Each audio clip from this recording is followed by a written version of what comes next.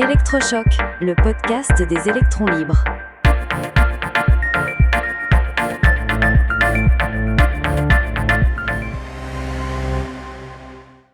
COP30. Et si la transition énergétique était déjà en marche? Aujourd'hui, nous allons nous poser une question un peu à contre-courant. Et si, malgré le pessimisme ambiant, les choses allaient dans le bon sens? C'est une excellente question, Max, parce qu'on entend beaucoup parler des records de chaleur, des émissions qui continuent d'augmenter, et on a vite fait de se dire que tous ces sommets pour le climat, comme la COP30, ne servent à rien. Exactement. On a l'impression d'être dans l'inaction totale. Pourtant, si on regarde les chiffres d'un peu plus près, le tableau est beaucoup plus nuancé. Il y a un progrès énorme, mais il est presque invisible. Invisible? Comment ça? C'est un peu un biais de notre cerveau. On ne peut pas voir ce qui se serait passé si on n'avait rien fait. On n'a pas de planète B témoin pour comparer. Mais des experts de l'Agence internationale de l'énergie ont fait le calcul. Et c'est assez fou. Ah, ça m'intéresse, dis-moi plus. Eh bien, selon leur modèle, sans les politiques climatiques mises en place depuis les accords de Paris, nos futures émissions de CO2 seraient 40% plus élevées. 40%! Ça veut dire que l'action collective, même si elle nous paraît lente, évite une catastrophe bien pire. C'est un chiffre énorme, ça change complètement la perspective.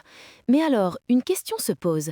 Si on fait tant de progrès, pourquoi les émissions mondiales continuent-elles d'augmenter? On entend souvent cette idée que les énergies renouvelables ne font que s'ajouter aux énergies fossiles, sans les remplacer. C'est la fameuse théorie de l'empilement des énergies. L'idée qu'on ajoute du solaire et de l'éolien sur une pile de charbon et de pétrole pour satisfaire un appétit énergétique sans fin. Mais cette théorie, en réalité, ne tient pas la route quand on regarde la dynamique mondiale. Pourquoi? Parce qu'elle oublie une partie essentielle de l'humanité. Pour des milliards de personnes dans les pays en développement, l'accès à l'énergie, même fossile, est un progrès immense. Passer du bois ou de la bouse de vache séchée, qui cause une pollution terrible, au gaz ou à l'électricité, même issue du charbon, c'est une révolution en termes de santé, d'éducation et de qualité de vie. Donc, leur développement passe logiquement par une augmentation de leur consommation d'énergie, et donc de leurs émissions. C'est ça. C'est ce qu'on appelle la courbe de Kuznets environnementale. Les émissions d'un pays augmentent avec son développement, puis, une fois un certain niveau de richesse atteint, elles commencent à baisser car le pays peut investir dans des technologies plus propres. Le problème, jusqu'à récemment, c'est que la majorité de la population mondiale était dans la phase ascendante de cette courbe. Et c'est là qu'arrive la bonne nouvelle, j'imagine. Exactement. Le grand basculement est en train de se produire sous nos yeux. Des géants démographiques comme la Chine sont en train d'atteindre ce fameux pic. La Chine, qu'on a longtemps vue comme l'usine du monde fonctionnant au charbon, est en train de pivoter à une vitesse spectaculaire. Ah oui, on voit passer les chiffres sur les voitures électriques et le solaire, c'est impressionnant. C'est plus qu'impressionnant. La moitié des voitures vendues là-bas sont électriques. Le pays installe plus de panneaux solaires et d'éoliennes que tout le reste du monde réuni. Quand un pays de cette taille bascule, ça change la donne pour la planète entière. Le pic des émissions mondiales n'est plus une lointaine utopie, il est imminent. Et pour les pays qui n'ont pas encore atteint ce niveau de développement, comme en Afrique par exemple. C'est la deuxième excellente nouvelle. Grâce à la chute vertigineuse des prix des technologies vertes, ils ne sont plus obligés de suivre le même chemin que nous. Ils peuvent sauter l'étape des centrales à charbon et des voitures thermiques pour passer directement au solaire et à l'électrique. C'est un raccourci de développement incroyable. D'accord, le mouvement technologique et économique semble lancé, mais il y a toujours l'argument politique. Que se passe-t-il si un dirigeant climato-sceptique arrive au pouvoir dans un grand pays? Est-ce que ça ne peut pas tout balayer? C'est une crainte légitime. Mais là encore, la réalité est plus têtue que l'idéologie. Prenons l'exemple du Texas. C'est un État pétrolier, républicain, qui vote massivement pour des candidats qui ne font pas du climat une priorité. Et pourtant? Et pourtant, le Texas est l'État américain qui installe le plus de panneaux solaires, devant la Californie démocrate. Pourquoi? Pas par conviction écologique, mais tout simplement parce que c'est rentable.